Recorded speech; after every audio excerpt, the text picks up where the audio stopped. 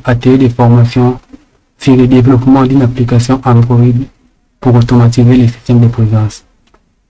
Dans cet atelier, notre système de présence sera automatisé grâce à la reconnaissance faciale. Commençons par le plan de notre travail. Quelles sont les technologies que nous avons utilisées dans notre application?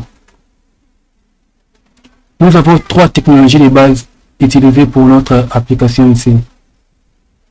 Premièrement, le langage de programmation Kotlin.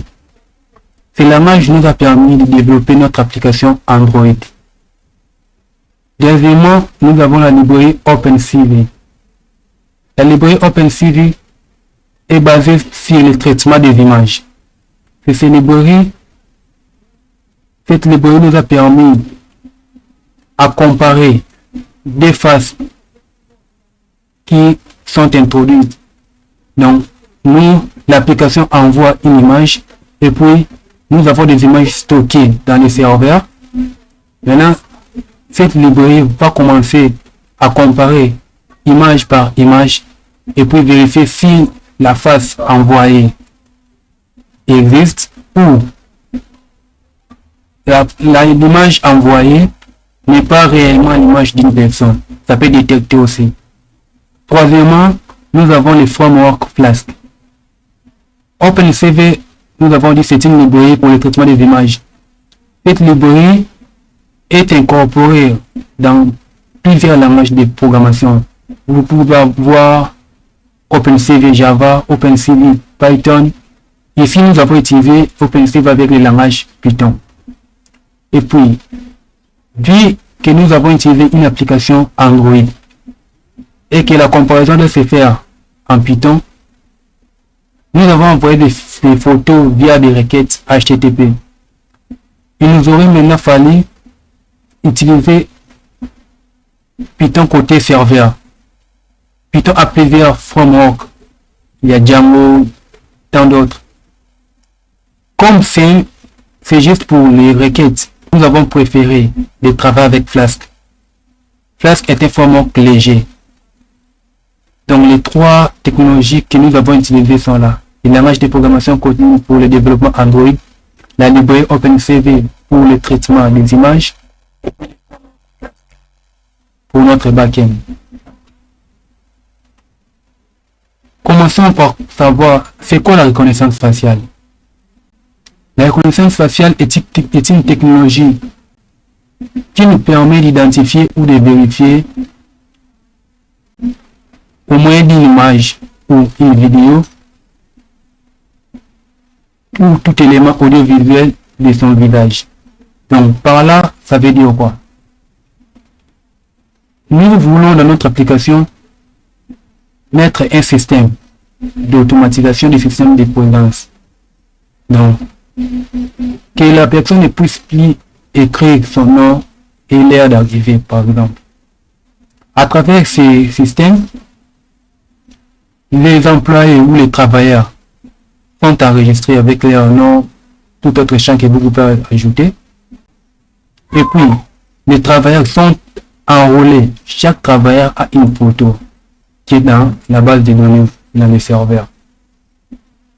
Et puis, lors du système de présence, une fois qu'on envoie la photo de la personne, OpenCV et notre backend en place compare les images et vérifie que telle image c'est pour telle personne, telle image c'est telle personne, telle image n'est pas une image d'une personne, telle image est une personne mais il n'est pas encore enrôlé.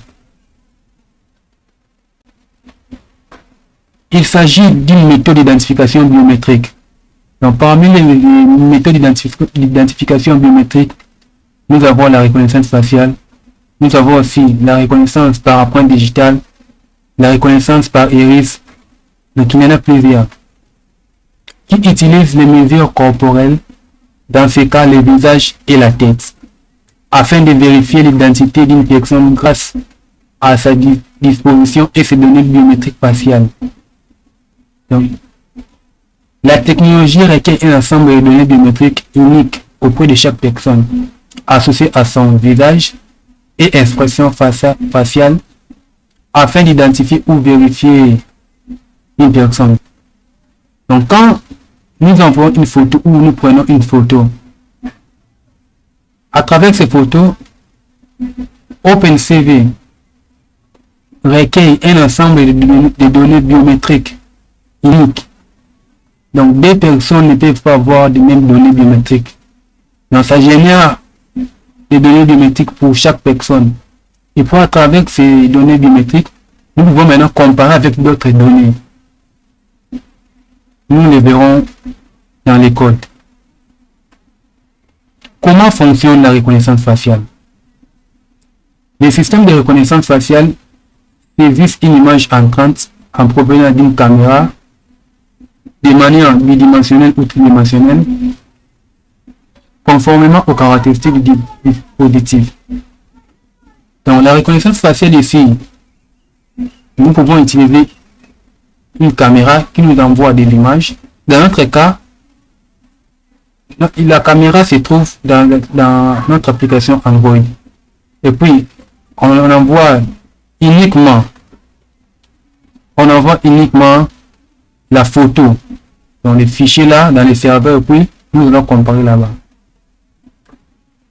Ceci compare les informations pertinentes du signal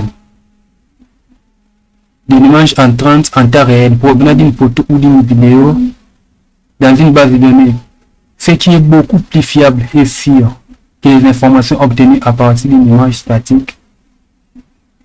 Cette procédure de reconnaissance faciale biométrique requiert une connexion à Internet. La base de données ne pouvait pas être située dans un dispositif de série puisqu'elle est hébergée dans des serveurs. Voilà encore un autre point essentiel.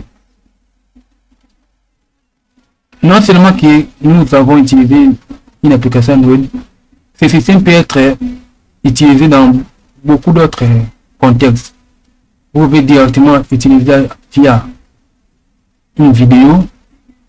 L'essentiel est que OpenCV, vous devez lui envoyer une image, photo ou vidéo, mais que ce soit seulement une image.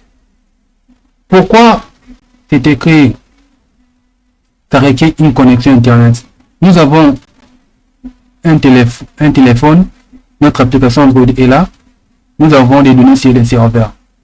Imaginons que nous déployons maintenant notre programme dans un serveur. Ça nous demandera de connexion Internet. Mais pour nous, pour le moment, nous utilisons des serveurs, un serveur local. Nous le verrons encore dans le code plus tard. Donc, nous avons appris c'est quoi la reconnaissance faciale et puis comment elle fonctionne. Lors de cette comparaison entre visages, il analyse mathématiquement l'image entrante sans aucune marge d'erreur et vérifie que les données biométriques correspondent à la personne qui doit faire usage du service ou sollicite l'accès à une application, un système, voire un niveau même. Nous avons tous vu des images ou des vidéos où l'accès à un salon ou une chambre était obligé par la reconnaissance faciale. Même dans nos téléphones, nous le voyons aussi.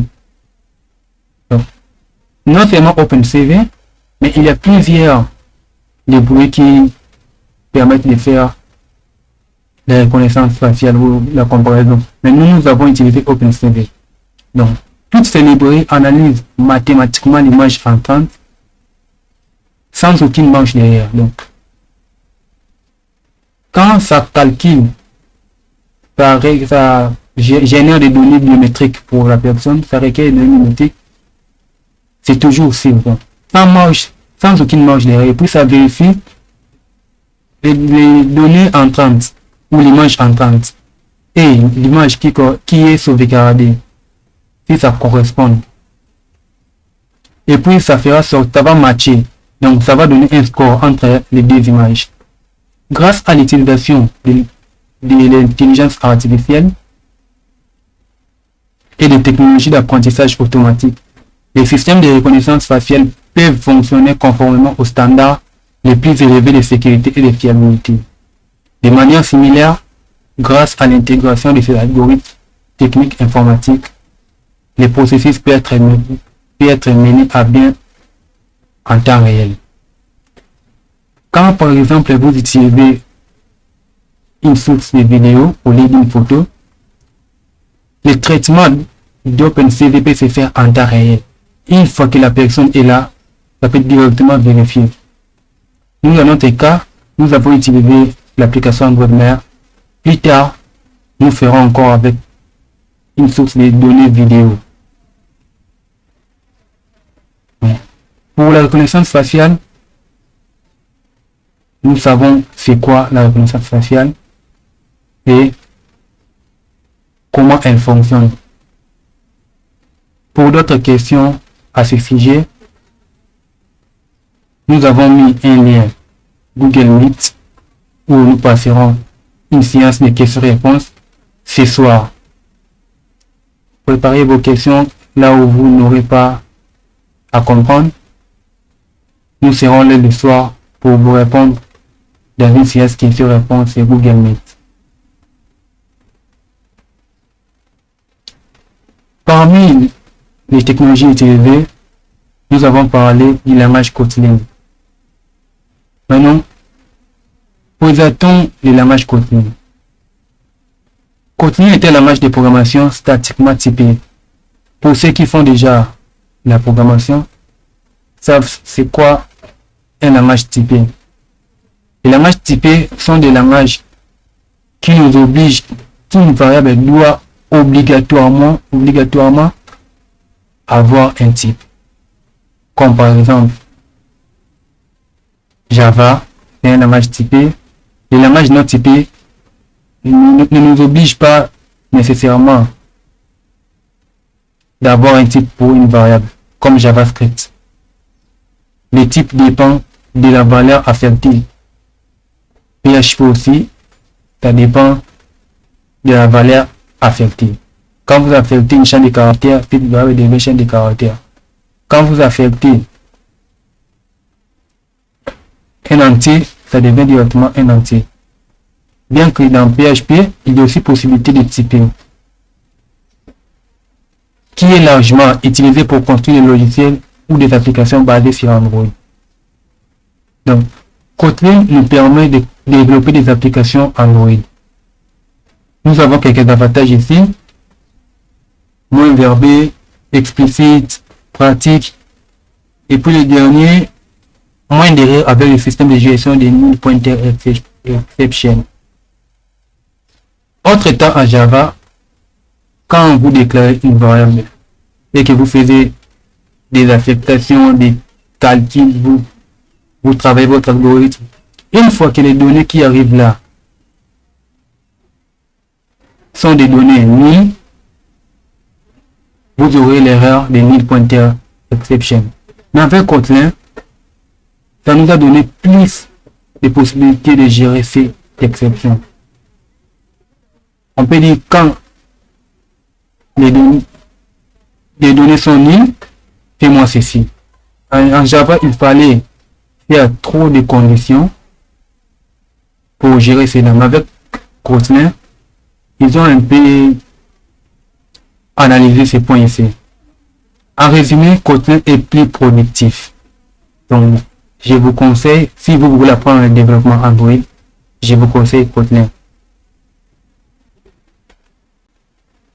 Passons au framework Flask. Flask est un micro-framework web écrit en Python. Donc, les codes, nous utiliserons des codes Python.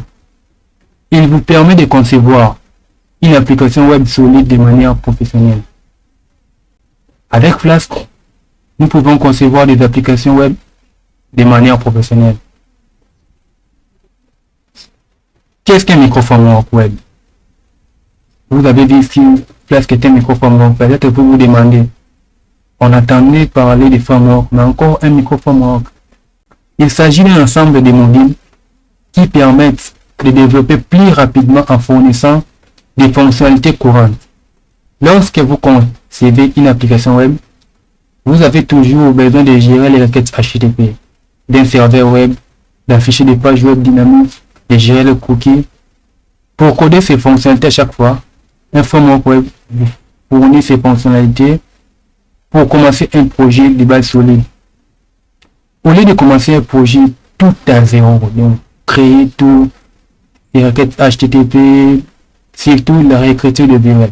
Au lieu de réécrire des URL manuellement, les frameworks nous offrent certaines fonctionnalités que nous pouvons directement utiliser. Nous en parlerons aussi plus tard. Eh bien, nous arrivons dans la librairie OpenCV. Initialement développée par Intel, OpenCV est une librairie ou bibliothèque graphique. Donc, OpenCV, c'est une vision, ça signifie vision computer. Donc, la vision par ordinateur. Elle est spécialisée dans le traitement d'images, que ce soit pour de la photo ou de la vidéo. Donc, même la photo et ou la vidéo. OpenCV n'a besoin que d'une image. Que ce soit photo ou vidéo, pas de problème. Pour comprendre le fonctionnement d'OpenCV, il faut d'abord définir ce qu'est la vision par ordinateur. C'est une branche de l'intelligence artificielle. La vision par ordinateur a pour but principal de permettre à une machine d'analyser, traiter, comprendre des images prises par un système, une caméra par exemple. OpenCV fournit un ensemble de plus de 2500 algorithmes de vision par ordinateur, accessibles à travers l'API, ce qui permet d'effectuer tout un tas de traitements sur des images, extraction des couleurs, détection des visages, formes, application des filtres. Ces algorithmes se basent principalement sur des calculs mathématiques complexes, concernant surtout les traitements sur les matrices, car une image peut être considérée comme une matrice de pixels. À ce point, nous avons vu OpenCV fournit un ensemble de plus de 2500 algorithmes. Nous, dans notre cas, nous avons utilisé OpenCV pour comparer des images. Mais OpenCV n'a pas que ça comme fonctionnalité. Vous pouvez détecter des images, des visages, ou détecter ça c'est tel visage, tel visage. Vous pouvez extraire des couleurs. Dans une image, vous pouvez extraire des couleurs. Je crois bien ceux qui utilisent Facebook, vous voyez souvent, quand vous mettez une photo sur les stories, quand vous mettez des photos sur les stories, vous voyez dans vos stories, les fonds d'arrière-plan prend la couleur la plus utilisée sur la photo. Donc, si dans votre photo, la couleur verte qui est beaucoup utilisée, les fonds deviennent verts. Bien qu'ils n'ont pas nécessairement utilisé OpenCV, OpenCV a aussi cette possibilité.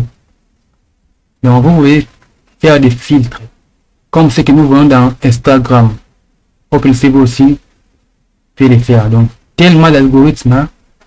Et puis ces algorithmes sont basés sur les calculs mathématiques. Si vous voulez entrer en profondeur pour comprendre les cœurs d'OpenCV, vous devez avoir des connaissances, des bases solides dans les mathématiques. Les calculs mathématiques sont trop complexes sur OpenCV. Une image peut être considérée comme une matrice de pixels. OpenCV fait en sorte que quand l'image entre, il transforme en matrice de pixels et puis commence à comparer cette matrice là. Dans le code, nous verrons tout ceci. Maintenant, passons à l'explication de la conception de notre application Android. Notre application Android n'est pas assez complexe. Nous n'avons que 3 fragments. Pour ceux qui ont déjà fait la programmation Android, savent c'est quoi un fragment. Une application Android est composée des activités. Donc chaque image que nous voyons, c'est une activité.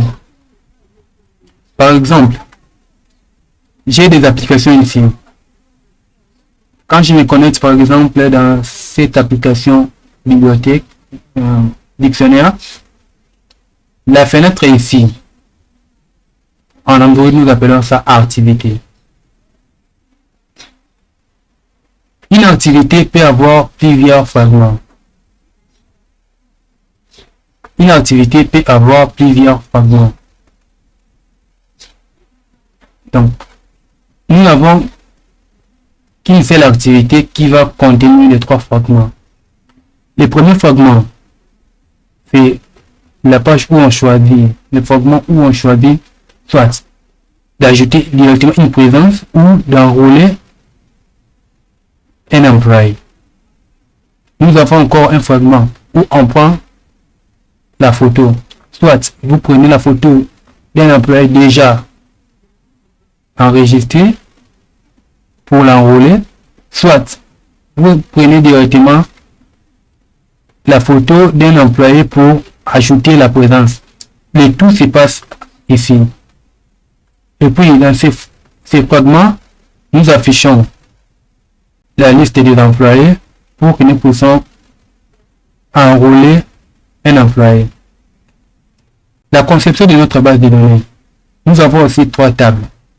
Nous avons la table des employés où on enregistre les noms. Nous avons la table attendance list. Ici, on enregistre l'ID de l'employé et le temps d'arrivée. Et puis, une autre table attendance enrollment.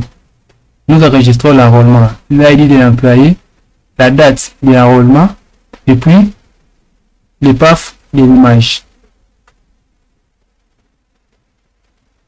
Pour notre plan de travail, la base c'est ça. Notre base de données est là. Nous avons vu la navigation de notre application. Maintenant, passons à l'explication des codes.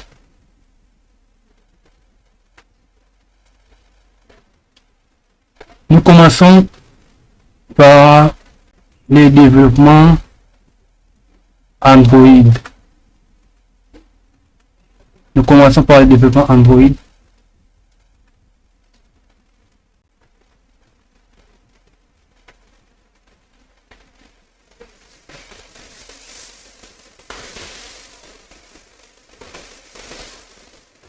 Notre éditeur est là. J'utilise Android Studio. Pour ceux qui ont déjà fait le développement Android, l'explication n'aura pas assez de temps. Nous allons plus nous baser côté web. Vu que ce système ne peut pas seulement être utilisé dans une application Android, ceux qui ne sont pas assez forts en Android ou ceux qui n'ont pas de connaissances en Android peuvent le transcrire côté web. Je donnerai un aperçu global côté Android pour se baser plus côté web pour que tout le monde comprenne mieux. Côté Android, nous avons 3 dossiers qui sont les 3 fragments que nous avons utilisés. Caméra, où on a notre fragment caméra. Employé, où on enregistre les employés. La page d'accueil, donc la page home, le fragment home. Comment ça se passe ici? Notre application Android est là. J'ouvre l'application Android. Je vais d'abord fermer.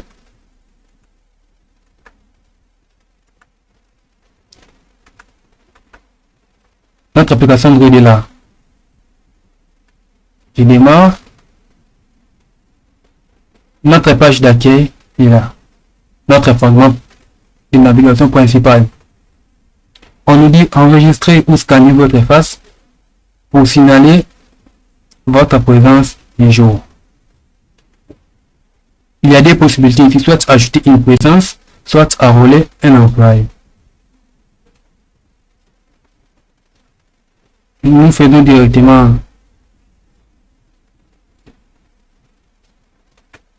nous sommes sur la page employé pour enrôler un employé. Ces données proviennent de la base de données. Ce n'est pas statique. Notre base de données est là. Quand j'ai fait le select nous avons 3 tables comme je vous ai expliqué, attendance enrollment, attendance list et les employés. Je sélectionne, nous avons trois données. quand je réaffiche l'application Android, les 3 données sont là. John Doe, Remy Johnson, Paul Test.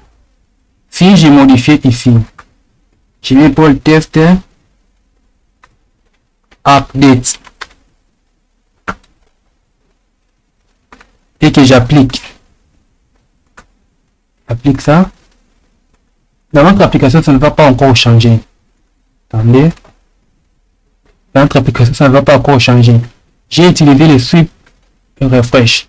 Donc, quand je refresh ça, Paul Test Update. Donc, j'espère que vous avez compris comment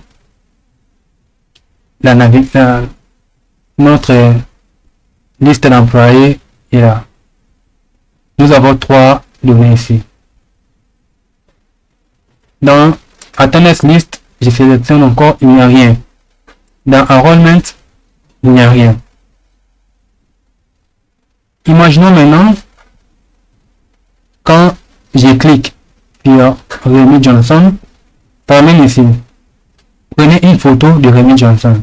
Donc, le nom vient à partir du clic là. Quand on sélectionne le nom sur la liste, ça nous amène dans ces fragments. Je peux revenir. Je reviens. Pour ajouter une présence, c'est le même fragment. Ça change à partir d'ici. Si là, il dit l'utilisateur de l'employé est là, ça affiche le nom. Si ce n'est pas là, ça n'affiche rien. À part ça, je crois qu'au Android, on n'a pas trop à expliquer. Ceux qui font déjà Android vont mieux comprendre à travers les liens GitHub que je mettrai. Notre base sera plus côté web. Eh bien, nous sommes là.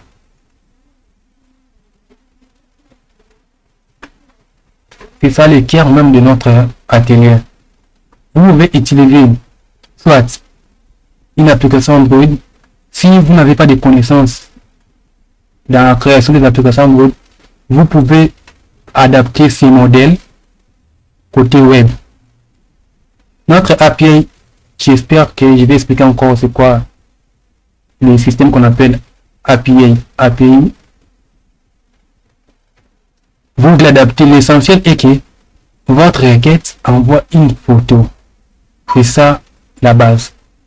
Nous avons besoin d'une photo pour que ça soit traité dans notre API. Vous voyez bien l'extension .py. Donc c'est l'extension de Python, même le logo est là. Nous avons des fichiers. Vous me demanderez, tout ceci se passe sur des fichiers. Eh bien oui, Python et Flask nous permet de faire ainsi. Nous commençons par l'import des librairies. Ceux qui ont déjà fait le langage Python savent c'est quoi le rôle des imports ici. Même dans d'autres langages, que ce soit langage C ou Java, il y a toujours des imports. Même en Kotlin, nous importons des librairies. Nous avons importé le CVD ici, c'est OpenCV. Face Recognition, c'est une librairie aussi. Nous allons les voir même dans la documentation officielle. Nous avons importé le système, NumPy, librairie Python aussi, pour les calculs mathématiques. La date, nous avons importé Flask. DBScript, c'est notre fichier de script de base de données, nous le verrons aussi.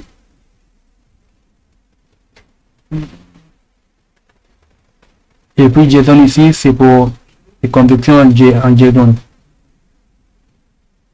Donc, les librairies importées ici,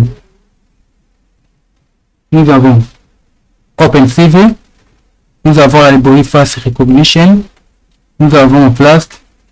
Les autres librairies sont importées dans Database Scriptifié PyPodbc, qui nous a permis de faire la connexion. Pour ceux qui vont utiliser peut-être SQL Server, la connexion avec SQL Server, si je l'ai commenté parce que je n'utilise pas SQL Server maintenant. J'ai importé MySQL Connector. Pour l'instant, j'utilise MySQL. J'ai importé MySQL Connector. .mvc. Cela m'avait permis, quand je travaille avec SQL Server, d'avoir un fichier de configuration. Au lieu de faire des modifications là-bas, j'ai fait directement ici. Donc pour ceux qui utiliseront SQL Server, ça va vous aider. Retournons ici. Nous avons Flask.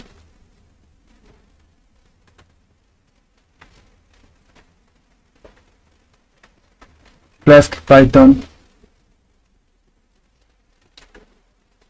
La documentation officielle de Flask est là. Pour ceux qui aimeront les vérités.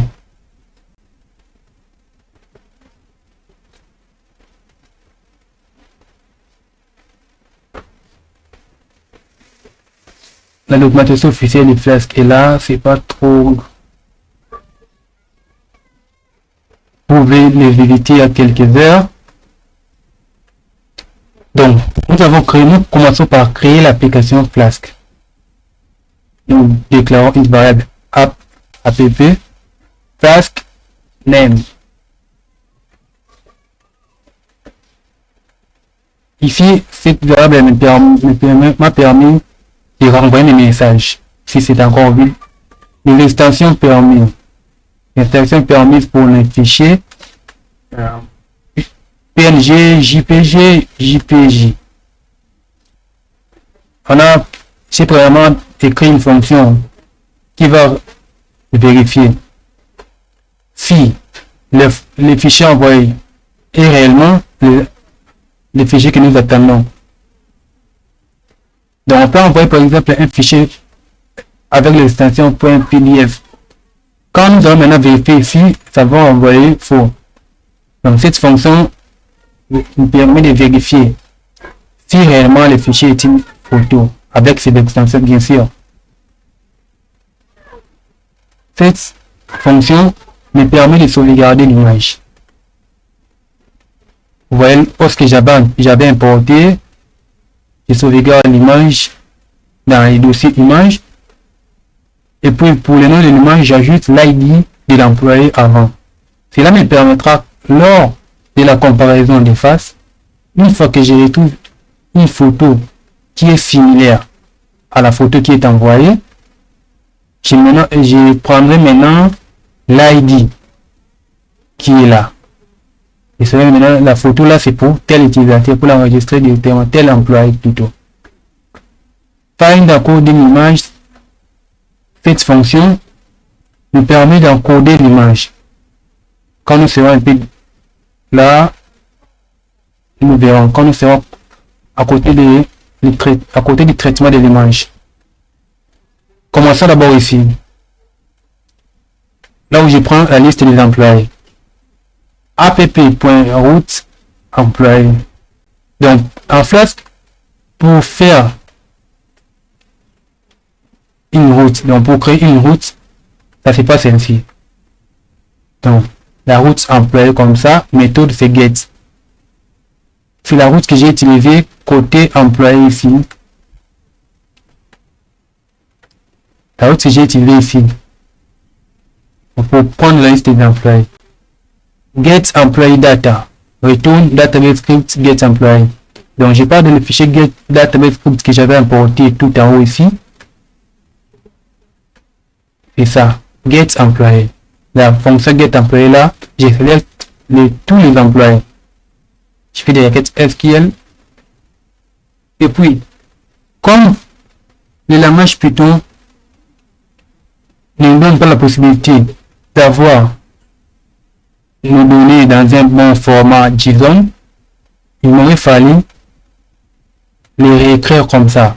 Donc, je prends le résultat, vu que c'est l'ID et le nom seulement, je crée un système de JSON ici, je crée un objet, et puis j'appelle ça dans notre tableau ici employé, je retourne l'employé. Donc vous aurez aussi le code sur Git. En cas de problème, nous serons là le soir pour parler de toutes vos questions. Database script get employé, on récupère tous les employés ici. Donc cette fonction nous permet de récupérer tous les employés à travers la route ici, employé. Notre route enrôle et puis on passe l'ID de l'employé. Donc, en Flask, pour passer l'ID et le récupérer, on le fait ainsi. La méthode ici, c'est post. Notre fonction enrollment, on passe l'ID qui est dans l'URL. Et puis, nous avons un paramètre pour récupérer la photo envoyée dans requête request.file photo. Donc, la requête là doit avoir un fichier avec le même photo. Donc, avec la requête là doit avoir un paramètre photo. Nous le mettons dans file. Si ici nous vérifions si le fichier a un nom, la fonction là allo file, nous vérifions si le fichier est bien permis. Si le path là, image n'existe pas, nous créons. Nous prenons la date d'aujourd'hui, path de l'image, on prend l'image, l'ID qui est envoyé, et puis le nom de l'image, database script, rôle employé. Donc maintenant nous pouvons tester d'abord notre application. Ici on a la liste des employés. Ici je commence par, nous n'avons pas encore de fiches, des photos ici, mais toutefois j'essaye d'ajouter une présence. Ça pour avoir des photos, nous verrons ce que ça va donner.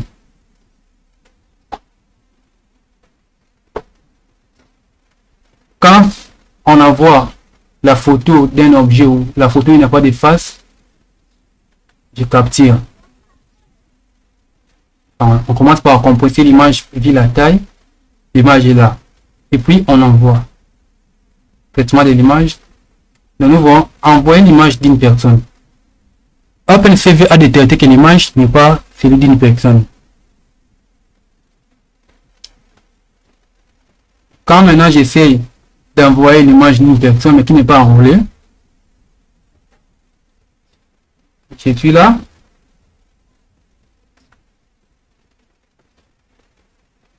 L'image est bien compressée et puis j'essaie d'envoyer. On me dit aucune personne n'a été trouvée. Donc on a essayé de vérifier dans le dossier image et puis comparer la photo. Aucune personne n'a été trouvée. Je dois m'enrôler. Je m'enrôle comme Rémi. Je viens ici, je m'enrôle.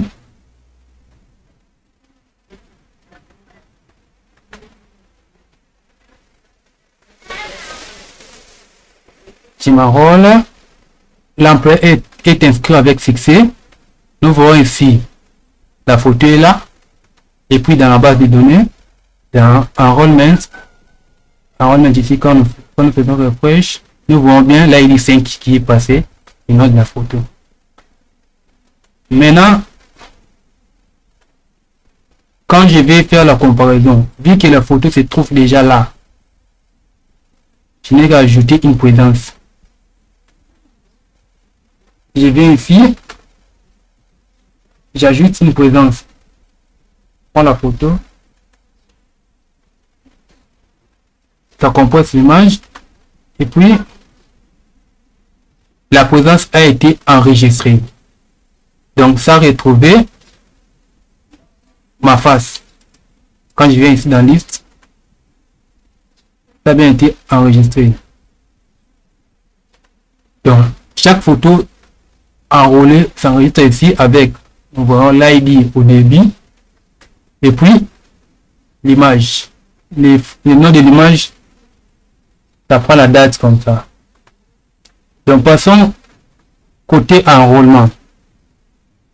Côté enrôlement, nous ne faisons que enregistrer l'image et puis enregistrer dans la base de données enroll employee, la fonction qui est la database script. Dans la fonction est là, on prend l'ID en paramètre et puis les paths de l'image. On insère dans Antennas Enrollment. On insère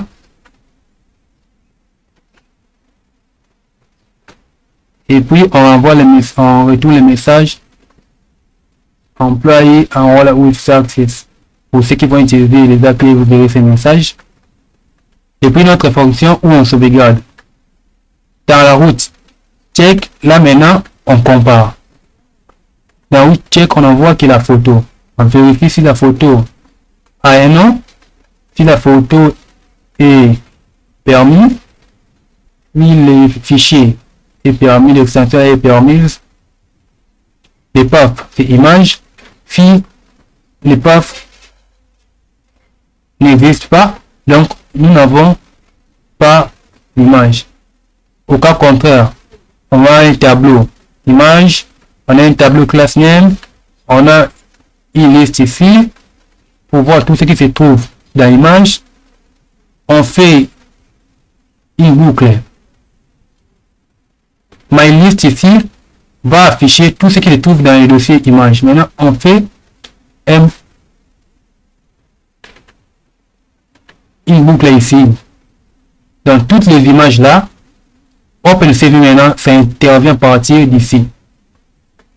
OpenCV lit chaque image. Comme c'est une boucle, ça lit chaque image. Et puis ça remet ça appelle ça dans les tableaux images. On a aussi class name qui appelle les noms de chaque image. Et puis ici, après avoir terminé la boucle, nous appelons la fonction find according image. On passe l'image là, les tableaux d'image en paramètres. Maintenant, voilà ce que find according image nous donne. La fonction est en haut ici. L'image est passée. En code list, c'était un array. On fait l'effort de cet array là d'image. OpenCV cv2.cv2color, on encode l'image et puis on met ça dans la liste ici à code list et on retourne ça. Donc OpenCV transforme en matrice de pixels et puis on la fait dans cette variable print encoding complete. Quand on a fini d'encoder l'image, les images qui se trouvent dans les dossiers ici, parce que l'image entrante doit être comparée avec toutes les images qui sont ici. Donc on doit d'abord encoder ces images ici. Et puis, NumPy arrive maintenant. From file, vu que nous avons un fichier, NumPy est là. Donc en parlant de NumPy ici, comment NumPy nous retourne des données? NumPy donne des arrays comme ça, avec des valeurs. Maintenant, ces valeurs-là doivent être comparées avec les valeurs que OpenCV a encodées. On va ici face encoding, face recognition.face encoding.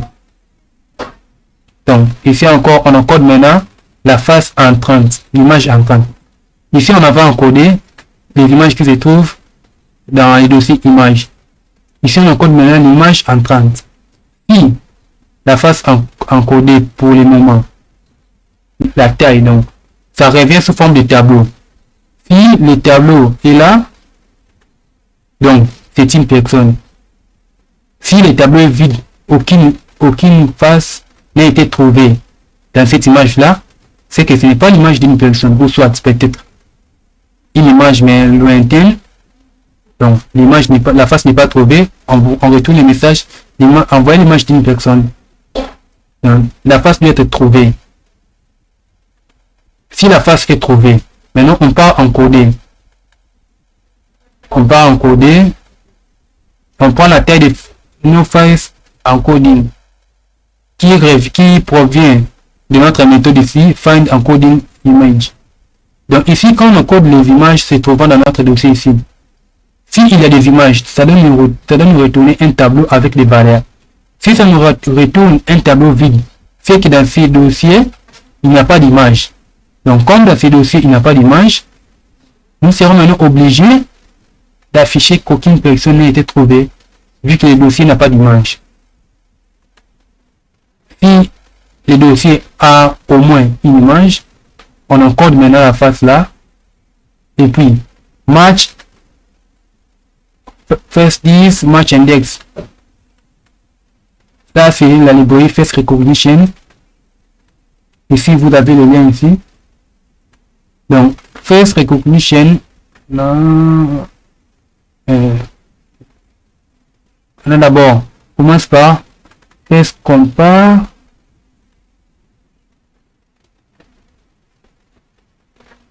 Ici, on a Face Encoding. Dans Face Encoding, l'image est là. Vous avez des paramètres. Ici, Face Distance. Vous avez Face Encoding puis Face to Compare. Dans Face Distance est là. L'image encodée. Donc, toutes les images qui se trouvent dans notre dossier images sont là. Les images connues que vous avez. Et puis, l'image à comparer est là. Mais encode là provient de, notamment un code de Face Encodings. Face Encodings, c'est là où notre image existe, notre file que nous avons envoyé. Donc, ça compare notre image c'est ça ici en deuxième paramètre, avec les images qui se trouvent dans notre serveur. Et puis ici, Match Index, nous prend maintenant la face distance ici entre l'image envoyée et les images se trouvant dans notre serveur. Ça donne un score ici. Je vais vous montrer vu que j'ai fait le print ici. Vous allez voir les données qui se trouvent là. À part ça, ici, Match Index, si match, on prend maintenant la match ici. Je vois le terminal. Donc c'est ici. Là où j'ai fait le print. Donc, c'est ce que nous avons envoyé. Match égale true. Match égale true. Match égale true. Face 10. Face 10. Ça nous donne un score ici. Match index égale 0. Match index égale 0. Donc, si nous pouvons refaire pour voir directement ce que ça donne, vu que mon image est déjà enregistrée, je n'ai qu'à ajouter une présence. Ici, c'est pour changer les caméras. Je prends la capture. L'image est là. Maintenant, nous voyons les terminaux ici. Quand j'envoie l'image, encoding complète par clé, ça donne un score match index 0. Et puis, ça m'a trouvé. Imaginons que j'efface maintenant mon image ici. Je supprime l'image. Quand je supprime l'image, voilà ce que le terminal va donner.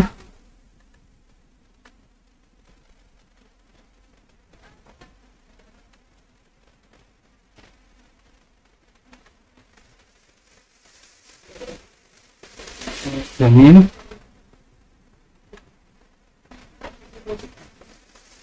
Mon image là, j'envoie. Encoding, aucune personne n'a été trouvée. Donc ça n'entre même pas dans la côté, dans la partie là des match index. Donc ça se limite à partir d'ici. Vous voyez ça? Quand ça se limite à partir d'ici, aucune personne n'a été trouvée. Un point essentiel qu'on ajoute dans Face Compare ici, c'est la tolérance. Quand je vais trouver ça ici, Face Compare est là. Vous mettez en paramètre toutes les images que vous voulez comparer. Vous mettez la face que vous voulez checker. Donc ici, les images qui se trouvent déjà à votre possession. Ici, l'image que vous voulez checker. La tolérance ici. Si vous ne mettez pas la tolérance, vous pouvez voir que des personnes pas assez similaires, le programme renvoie que des faces, ces deux faces là sont similaires. Donc c'est pourquoi on met la tolérance. Vous voyez ici, ça compare la liste des faces à coder contre un candidat Donc, une image contre plusieurs images. Donc, l'image là sera vérifiée dans toutes les images qui se trouvent là. Paramètres, hein, liste de faces communes, face encodée to check. Une seule face encodée à comparer avec la liste. Et puis la tolérance, combien de distance entre deux faces à considérer, à prendre comme la valeur exacte. Donc, vous voulez combien de distance pour dire que cette image, c'est vraiment bel et bien la personne qui se trouve dans notre image. Ça retourne vrai ou faux.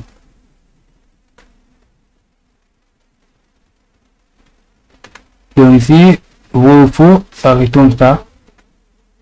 Et puis, on enregistre. Ici, à la fin, vous voyez le mail là qu'on avait mis dans ici dans App Flask. Pour démarrer notre programme, on a fait ainsi, on a debug tout, c'est en local ici. J'ai besoin des erreurs. Si vous mettez false, vous n'aurez pas certaines erreurs. Host, vu que j'ai travaillé avec Android, si je laissais vide ou je mettais localhost, ça n'allait pas marcher. Android déjà par défaut lui-même, il utilise localhost. Le serveur c'est 5000. Quand j'ai lancé le programme, vous voyez que ça s'est démarré sur mon adresse IP et puis 5000. Maintenant, vous pouvez démarrer sur votre adresse IP et vous avez l'application sur votre téléphone. Mais vous verrez que ça ne marchera toujours pas. J'ai connecté mon téléphone et mon ordinateur sur le même Wi-Fi. Donc ça partager le même Wi-Fi et puis j'ai directement la possibilité de me connecter comme on vient de le faire. Donc la partie la plus essentielle, c'est le côté backend. Vous pouvez transcrire même pas avoir l'application, vous pouvez le faire directement côté web avec n'importe quel framework ou quoi que vous travaillerez. L'essentiel, c'est d'envoyer une image. L'essentiel, c'est d'envoyer une image. Vous pouvez OpenCV, le site est là. Le lien de Kotlin. L'essentiel pour nous, c'est d'envoyer une image. Il faut l'enrôler pour que ça puisse être vérifié. Sinon, ça dira toujours que la personne n'est pas trouvée. Vous pouvez avoir la liste des emplois ou ce que vous avez fait. Vous pouvez développer ce programme selon vos entendements, c'est ce que vous voulez faire. Le code source est ouvert. J'ai mis le lien dans la description de la vidéo sur YouTube ici. Vous pouvez cloner les deux projets Android et les projets web. Et que quand vous peut-être vous travaillez, vous avez cloné et puis vous travaillez. Si vous avez rencontré des problèmes ou si vous rencontrez des problèmes, architecte est là, vous pouvez nous écrire, nous serons là pour vous aider. Pour toutes vos questions que vous aurez, nous aurons une séance questions-réponses ce soir à partir de 20h heure de Kinshasa. Donc GTM plus 1, ça dépend de vos pays. Nous aurons une session questions-réponses ce soir à partir de 20h. Préparez vos questions. Si vous pouvez déjà les poser, vous pouvez les poser soit sur la messagerie de notre page Facebook, soit ceux qui ont déjà notre numéro WhatsApp peuvent déjà nous envoyer leurs questions sur WhatsApp. Nous serons là pour vous répondre. Vous pouvez télécharger les projets sur GitHub, que ce soit les projets Android, les projets web. Prochainement, nous vous montrerons maintenant comment les développer côté vidéo. Et puis, si Dieu le veut, nous ferons un petit programme pour automatiser maintenant les actions. Par exemple, allumer ou ouvrir une porte quand réellement la personne est là dans l'authentification par reconnaissance faciale pour faire quelques actions. Et puis, nous aurons aussi plusieurs choses à apprendre plus tard. Nous vous signalons aussi que nous organisons un cours pour une formation en développement web PHP Laravel au mois de septembre. Pour ceux qui souhaiteront apprendre le développement web, nous avons une séance de formation. Donc, un pack complet de formation qui va durer 4 ou 5 mois, où vous allez apprendre à programmer, à développer des applications web puissantes avec le langage PHP, les frameworks Laravel.